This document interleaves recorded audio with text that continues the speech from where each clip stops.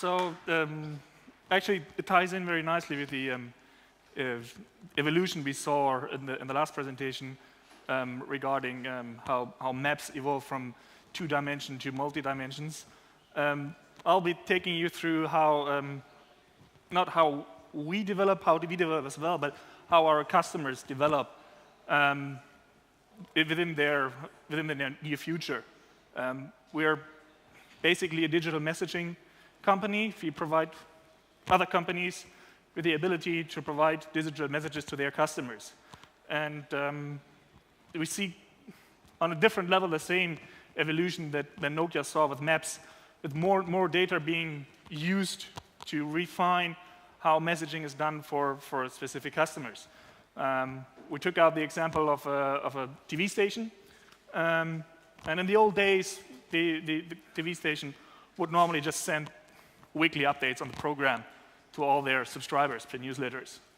Then we told our customers, if you have 1 million subscribers to your newsletter base, they might not all be interested in the same program, and your program might be too big. So we told them the notion of preferences, another data point. Do not only take the data you have on hand on your own program, but listen to your customers, find out what they actually like to see, and only send them the program information they want to see. Today, we are one step ahead. People do not only watch TV in front of a TV, but they can watch also TV on their laptop, on their tablets, and they don't need to watch the TV or the show at the time it is being aired, but they can view it later on, video on demand and the like. So it's for our customers, it's not easy to say at what time did a given recipient already consume or not consume a certain type of program. So the next data point coming along, what is actually being used, what is actually being consumed already, so that I do not send out a message in the TV world about a program that somebody already saw. Or we work with large retailers, that I do not send out a message with a product somebody actually already bought or might have returned and said it's not the right product for him. This is where we're currently at, and then there is more information out there that people can use to even more target their digital messaging. And the more information you get, the better your message gets. It's like a little bit like with the Nokia maps. The more dimensions you have, the more explicits are your maps, and the more information you have, you can provide to your customers. But this also has implications back to the marketers who are doing these programs, and in turn then to our own infrastructure and how we can help them enable these programs, and how they have to, what kind of features and functionalities we have to offer them in order to be able to run these sophisticated programs. And all of these data points are the new fuel. Which every new data point I have as a marketer or our customers have, the more targeted their information, their messaging can get. If I know your complete profile, if I know your history on the social graphs, on your Facebook, if I know what you like and you don't like, the better targeted I can send you a message, and the less intrusive is my message. So there is a high incentive for marketers to use all the data that's out there. You just have to enable them. Another slide, this time is from IBM, Global Chief Marketing Officer, saying again, data explosion is the biggest problem they have. They get a lot of different data points they can now collect, but how do I handle these data points? How do I make something out of it that's meaningful, that's relevant? And how can I, with a limited budget and limited capacity, do this? Social media is listed at a different point. From our point of view, it's two things. It's one, it's an input stream. I get more data in. What is somebody saying he likes? What is somebody tweeting and the like? And it's an output stream. It's a channel. How do I react to a tweet? How do I react to a Facebook post? How do I, as a company, post something? At what time? How do I handle these? How do I handle complaints? How do I handle my campaigns? And along the same lines, the third highest, the growth of channel and device choices. People now have mobiles and view their emails. We already talked about people watching videos on demand. How do I interact with people? What kind of message can I send them with videos on demand as well at that time? So there are lots of difficulties our our eCircle customers are facing, and we need to help them to face them in different stages. There's a shift. Overall, that means there's a shift for the marketers. We have communication that is very, very close to the location based, to the location somebody is based in. We saw the example of somebody going around with a mobile and viewing where's the next cinema, where's my next restaurant, where's my next club. How do I react as a marketer? What kind of message do I want to display actually there? We saw the example of a Wikipedia page being displayed there and maybe 5 stars out of a Facebook ranking. But is that the message I, as a marketer, as an owner of that club, as an owner of that restaurant, want to deliver? Or how do I understand and how do I manage what kind of message do I send over there? Also, in the good old times, when the TV station was sending out their program, they were sending it out once a week when they have the new schedule. Now they're not in control about at what time do they send what kind of information any longer. The consumer defines the place and the time. The consumer is running around in the city and saying, I want to know about the restaurant right now. I want to know what's right now in there. And I as a marketer, cannot control this any longer. That means I can't say, okay, this is the time where my campaign starts or my campaign ends. It's a constant ongoing chit-chat between consumers and marketers. And we have to enable them to make sense of that chit-chat. And how we do this is by providing them with more sophisticated IT systems. So in a sense, marketing is the new IT. They have to, where we have to, as an IT company, have to step closer into understanding the domain of the marketers, then the marketers also have to understand our domain and understand what is capable, how can I use technology to serve my purposes.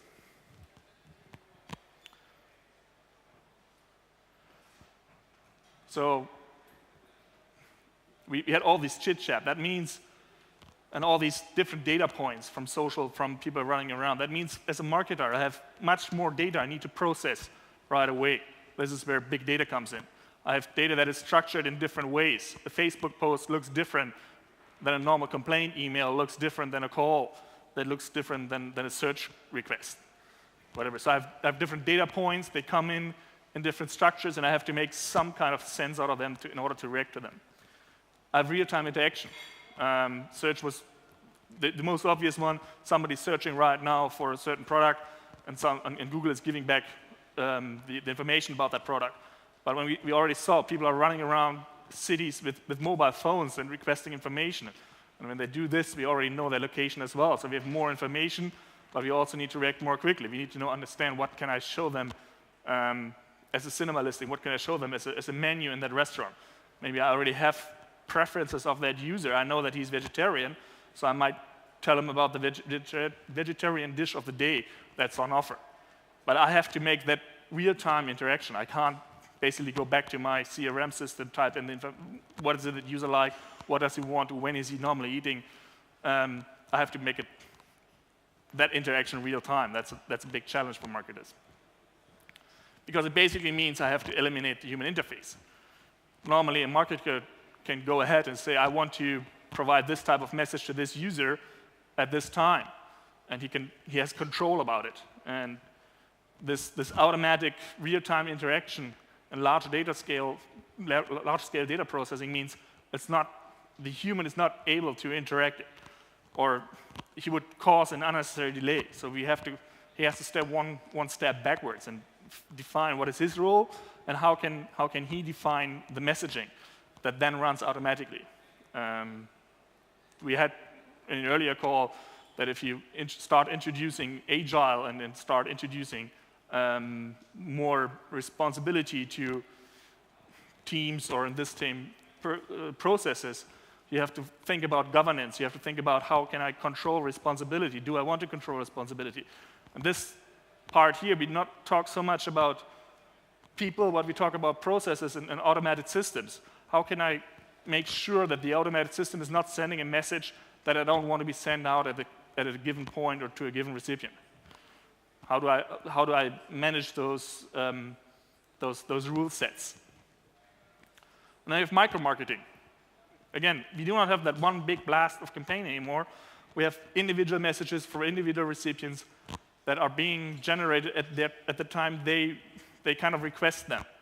So that's lots of different type of information. That's on the one hand, I have to generate this information. On the other hand, in order to make sense of if the program is running fine, I have to make some sense out of the responses I get. And again, if they're very micromanaged, it's a little bit hard to aggregate the information I get back from them. So for a marketer, it currently looks like this. It's a big mess. We have lots of different colors here, different elements, different programs, different touch points, different devices. And if I try to manage it in a conventional way and say, okay, I look at every single device, I look at every single channel, I look at every single message I want to get across, I end up in a mess because it's too much. So again, that's where we have to step in and say, okay, how can we provide our marketers with tools that help them make the right decision and enable them to run the right programs so that they make some sense out of that mess and they can control that mess. And we normally see this evolving in stages with our customers. The first stage is deployment. I want to know how many people of my newsletter open that newsletter with a mobile device or with a standard desktop PC or a webmail client. I want to know how many people open it on a Tuesday night or on a Friday morning. I want to know where they are at the time they open it, who opened that. I want to know more information.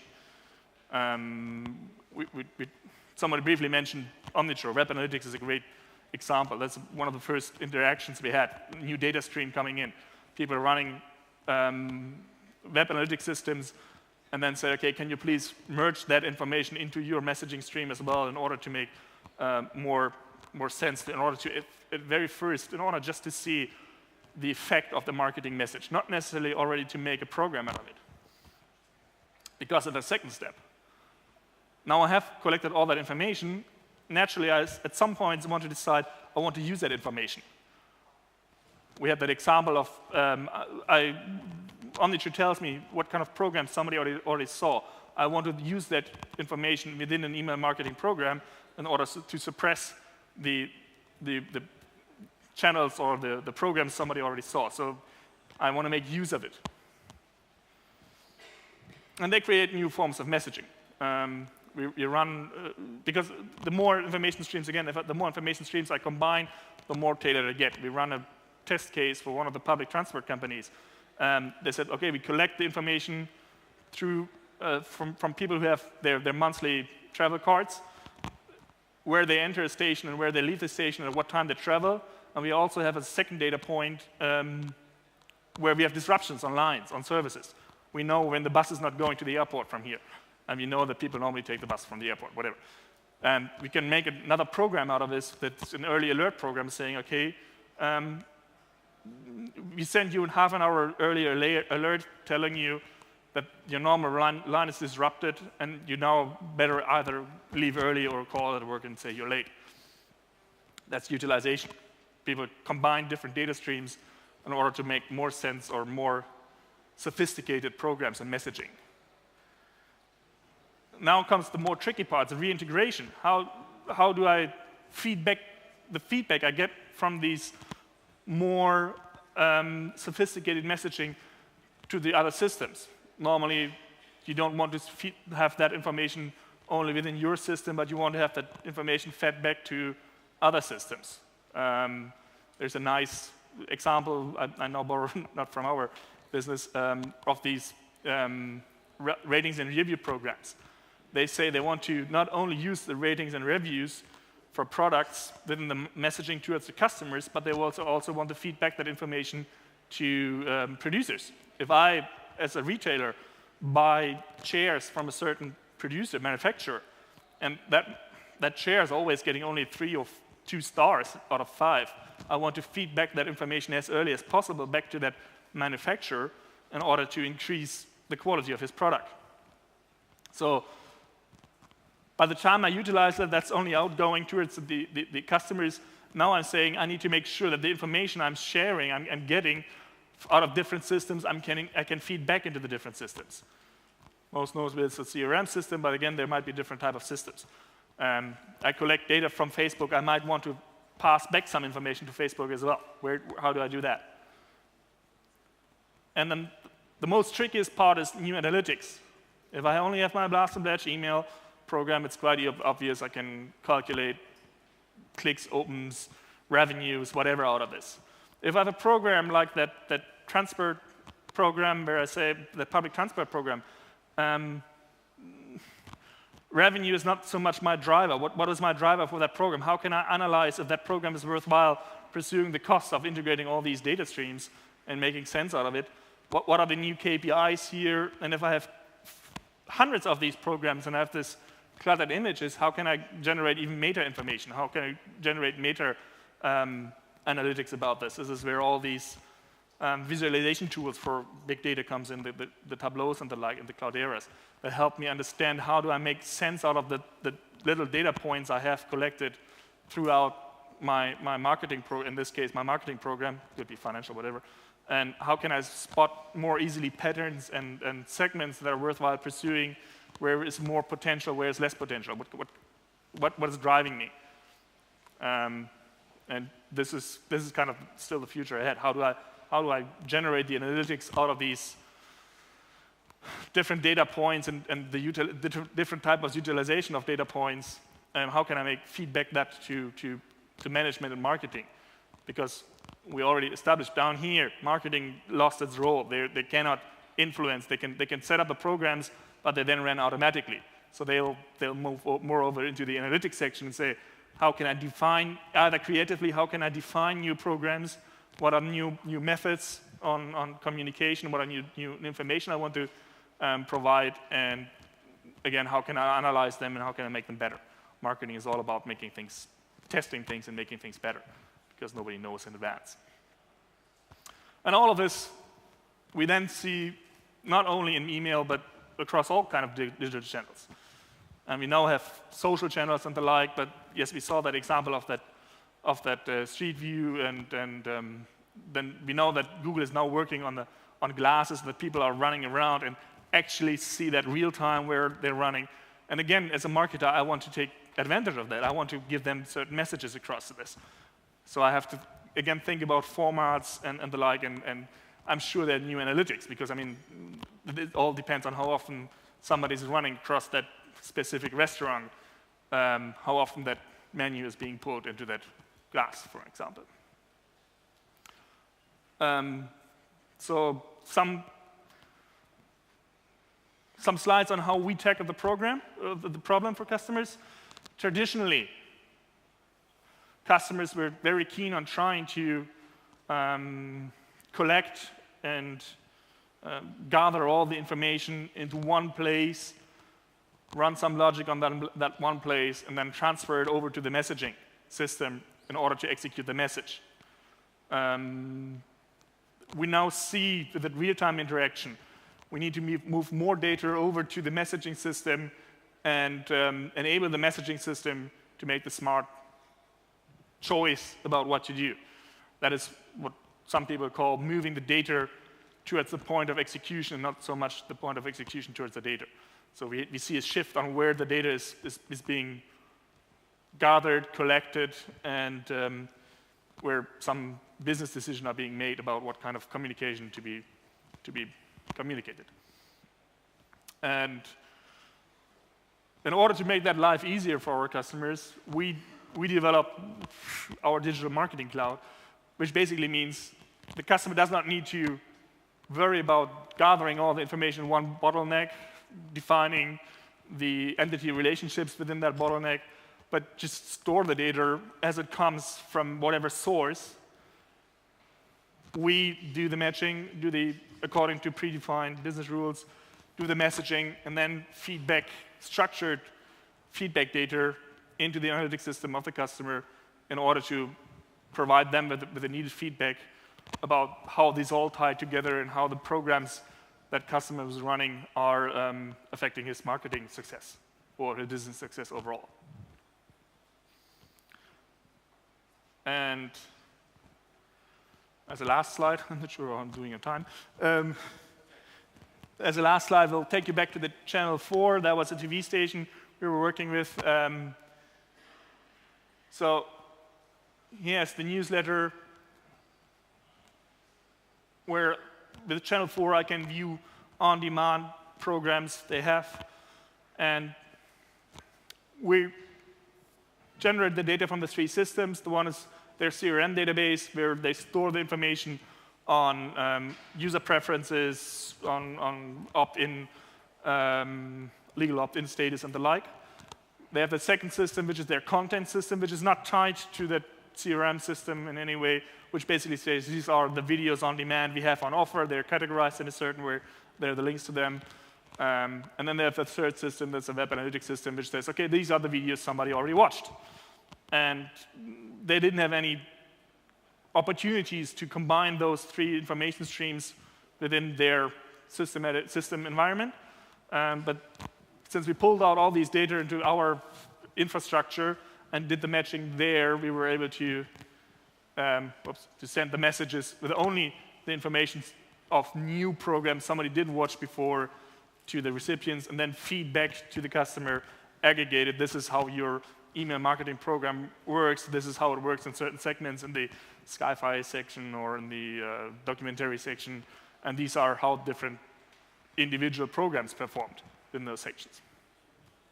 So this is where they're currently at. They're not currently already at the stage where we talk about deep dive analytics or new measurements. This is still to come. How do I handle these information that's coming out of these programs? And that was it for today. Open for questions.